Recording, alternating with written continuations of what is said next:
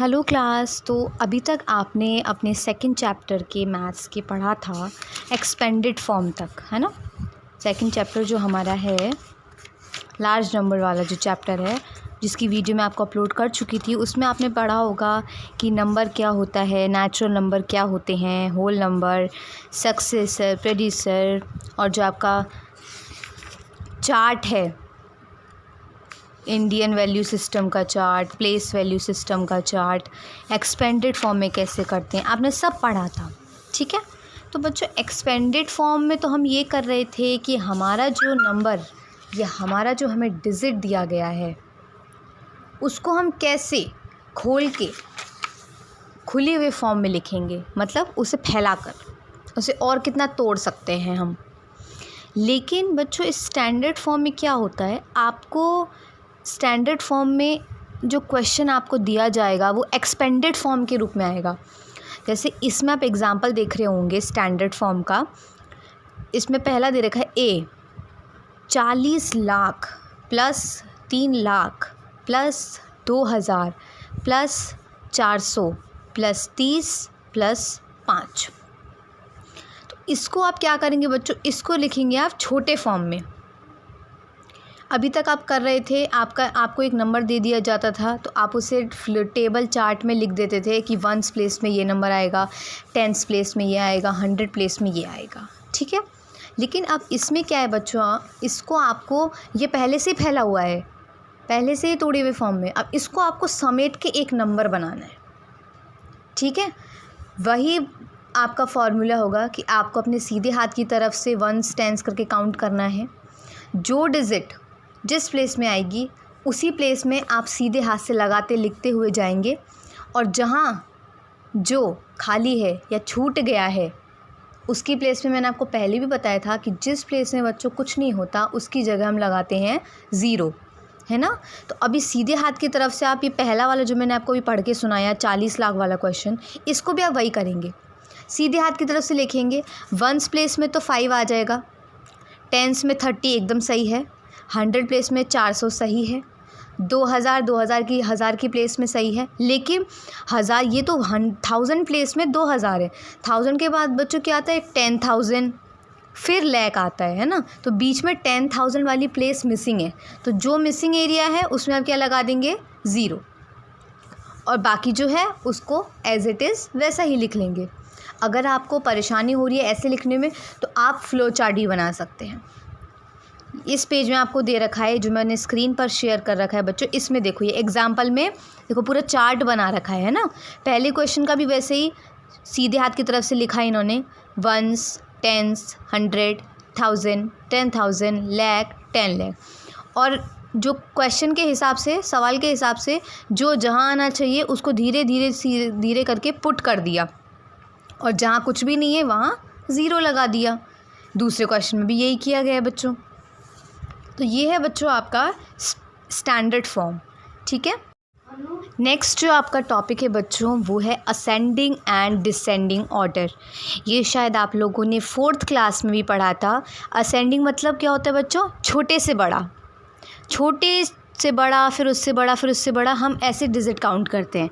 और descending order में क्या होता है, सबसे बड़े से, यानी बड़े से छोटा देखते हैं। तो असेंडिंग ऑर्डर का भी इसमें बच्चों यही दे रखा है, when given number are arranged in the order of the smallest to the largest, यानी छोटे से बड़ा, they are said to be ascending order. उन्हें हम क्या कहते हैं, असेंडिंग ऑर्डर कहते हैं। एग्जाम्पल भी दे रखा है बच्चों, जैसे arrange the following number in ascending order. Ascending order यानी छोटे से बड़ा। तो इसमें असेंडिंग ऑर्डर में हम इसको कैसे काउंट करेंगे, यानी जो सबसे छोटा कौन सा होगा, हम सबसे पहले तो इसमें ये चीज़ काउंट करेंगे कि इसमें टोटल डिजिट्स कितनी है। ठीक है। तो आगे आपको मैं एग्जांपल शेयर करूँगी तो उसमें पता चलेगा आपको। डिसेंडिंग ऑर्डर में भी क्या है, असेंडिंग में आपने पढ़ा छोटे से बड़ा काउंट कर रहे थे, काउंट आपको वैसे ही करना है, वैसे ही आपको गिनना है। लेकिन अभी असेंडिंग ऑर्डर में आप सबसे छोटे जिसमें कम संख्या है उसे पहले लिख रहे थे, लेकिन डिसेंडिंग में सबसे ज़्यादा संख्या जिसकी है उसे पहले लिखेंगे। ज़्यादा से फिर कम, फिर कम, फिर कम, फिर सबसे कम जिसमें है फिर वो लिखेंगे, है ना। बहुत ही ज़्यादा इजी है, बहुत ही सिंपल है, आप करके देखेंगे। मैं एग्ज़ाम्पल आप ज़रूर पढ़ लेंगे। मैं एग्ज़ाम्पल जो मैं एग्ज़ाम्पल आपको शेयर कर रही हूँ उससे आप ध्यान से पढ़ेंगे तो आप आगे जो अब आपको क्वेश्चन दिया जाएगा एक्सरसाइज में जो आएगा आपका, वो आप बहुत अच्छे से सॉल्व कर पाएंगे। ठीक है। ऐसे ही पहले आपने पढ़ा था Indian place value chart system. मैंने थोड़ा सा इंटरनेशनल का ही बताया था बच्चों, है ना, कि उसमें 100, 1000, 100 यानी 3-3 के प्लेस में आता है ना। इसमें आपको बच्चों और अच्छे से दे रखा है, देखेंगे आप। इंटरनेशनल सिस्टम क्या होता है, large number of countries in the world. Indian वाले सिर्फ इंडिया के इसमें फॉलो करते हैं, लेकिन ये जो इंटरनेशनल का मतलब वर्ल्ड वाइड, पूरे विश्व में पूरा सिस्टम चलने वाला यही है इंटरनेशनल सिस्टम।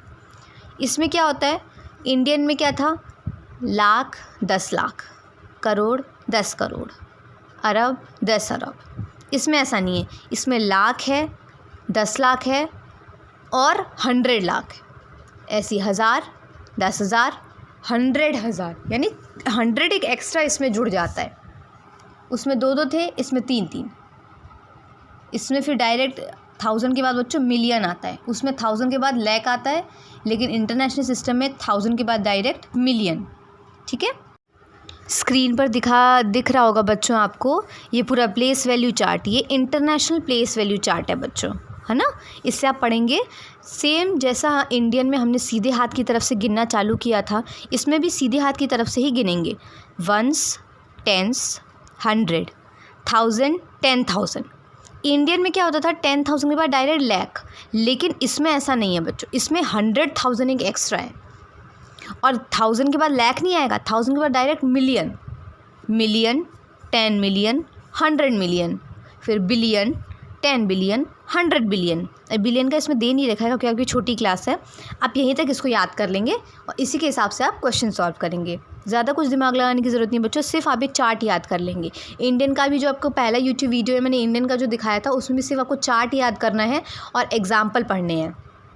इसमें भी आप वही करेंगे, चार्ट याद कर लेंगे, पढ़ लेंगे पूरा चार्ट और एग्जाम्पल देखेंगे। बस एग्जाम्पल मैं आपको सारे शेयर करूँगी, आप सारे एग्जाम्पल पढ़ेंगे। ये नहीं कि देख देख के नहीं छोड़ना है बच्चों, आप जैसे एग्जाम्पल लिखते हैं आप उसे एक कॉपी में नोट कर लेंगे, क्योंकि मैथ्स एक ऐसा सब्जेक्ट है जो आपको देख के याद नहीं होगा, आप उसे सॉल्व करेंगे तो याद होगा। ठीक है। नीचे इसका एग्जाम्पल भी दे रखा है बच्चों, देख लेंगे। इसके बाद जो बच्चों हमारा विषय आता है वो है रोमन न्यूमरल्स। ये क्या होता है बच्चों, ये एक तरीके के सिंबल होते हैं, चिन्ह के हिसाब से हम इन्हें पता करते हैं रोमन न्यूमरल्स को। किसकी जगह पर, जो हमारे नंबर्स हैं। अभी तक आप 1, 2, 3, 4, 5, 6 ये पढ़ रहे थे, लेकिन रोमन नंबर भी इन्हीं के डिजिट में आता है, लेकिन सिंबल होता है, अल्फ़ाबेटिक तरीके से होता है, अलग ही सिंबल चिन्ह की तरफ से। इसमें आप नंबर नहीं लिखेंगे, 1, 2, 3, 4 जो नंबर होते हैं वो नंबर नहीं आएगा, सिंबल चिन्ह के दौर पे आप इसको कैटेगराइज करेंगे। ठीक है। जैसे इसमें देखेंगे पीले बॉक्स में आपको दिख रहा होगा, 1 की जगह पर ऐसा आई बनाना है, 10 की जगह पर एक्स आ जाएगा, 100 की जगह पर C, 1000 की जगह पर M, 5 की जगह पर V, 50 की जगह पर L, 500 की जगह पर D। ये होते हैं बच्चों रोमन नंबर्स। ठीक है। तो बच्चों यही आपका लास्ट टॉपिक था जो मैंने आपको पढ़ाया था। इसमें मैं आपको और भी एग्जांपल शेयर कर रही हूँ, एग्जांपल आप देख रहे होंगे। यही है बच्चों रोमन नंबर। तो अगर आपको ढंग से समझ में नहीं आया होगा तो कोई प्रॉब्लम नहीं है बच्चों, इस वीडियो में आपको इतना नहीं बता सकती, लेकिन मैं जो आपको सोल्यूशन भेजूँगी इस चैप्टर का, सेकंड चैप्टर लार्ज नंबर का जो सोल्यूशन मैं भेजूँगी, ठीक है, उसमें मैं आपको एक पूरा चार्ट आपको शेयर करके दूँगी, रोमन नंबर का चार्ट। तो उसमें आपको अच्छे से समझ में आ जाएगा। इसमें बस आप ये जो पीले बॉक्स में आपको जो मैंने दिखाया था, आप बस उसे याद कर लेना, एग्जाम्पल पढ़ लेना एक बार। ये बस सारे एग्जाम्पल जो मैंने आपको शेयर किए वो देख लेंगे तो आपको एक आइडिया लग जाएगा कि हाँ किस तरीके से हमें सॉल्व करना है। इसकी चिंता मत कीजिएगा, ये मैं आपको सॉल्यूशन जब हम लोग आपको भेजेंगे, जब स्कूल की तरफ से ऑर्डर आएगा कि सॉल्यूशन भेज दिया जाए, उसमें मैं आपको ये चार्ट शेयर करके दे दूँगी, तो उसमें आप देख लेना। ठीक है। यही आपका लास्ट टॉपिक था बच्चों, रोमन नंबर्स। इसी के संग आपका ये सेकंड चैप्टर कंप्लीट होता है। होप सो आपको अच्छे से समझ में आ गया होगा। नहीं भी आ रहा है बच्चों तो अपनी बुक लेंगे, आप बुक जल्द से जल्द ख़रीद लेंगे मैथ्स की, और बुक में से आप अच्छे से रिवाइज़ कर लेंगे। ठीक है। Thank you.